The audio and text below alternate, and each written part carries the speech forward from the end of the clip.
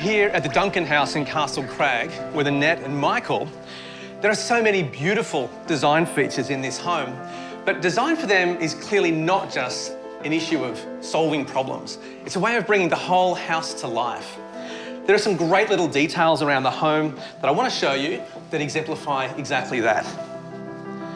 The first is this little moment here. Look down here. This little cat hole, shaped like a little mouse hole, actually is a whimsical little design detail that solves a really great problem. Where do you put the cats in the cat litter when you're trying to keep the house nice and clean and tidy?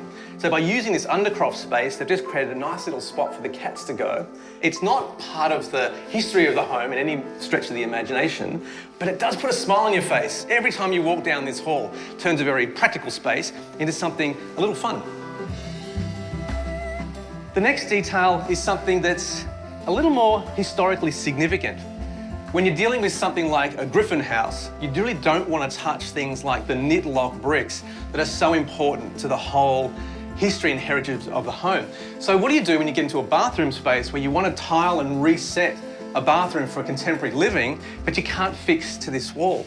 By pulling these terrazzo panels proud of the wall and framing in this beautiful brass strip and supporting this terrazzo here from the ceiling, not from the wall, they've created a beautiful little panel that sort of creates an object in the room and also does everything the Borough Charter asks us to do, which is to separate the new from the old.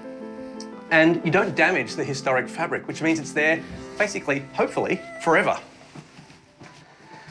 The next detail's a really important one. It's all about the windows and doors. A great example of that is out here in the Eva Room.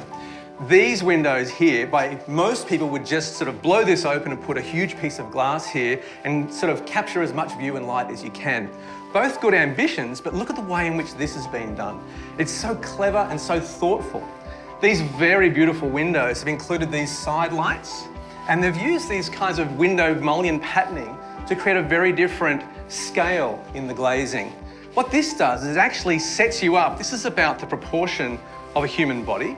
So it puts you proportionally as a person right in that beautiful landscape which sits behind. This is a great trick that Walter Burley and Marion Griffin knew. They learned it from Frank Lloyd Wright, whose beautiful glazing works in very much the same way.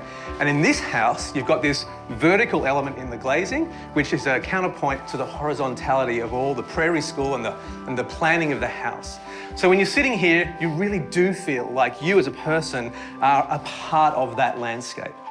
So they're just some of the details that I think, if you think cleverly about design, design's not just about solving problems, it really is about bringing a house to life.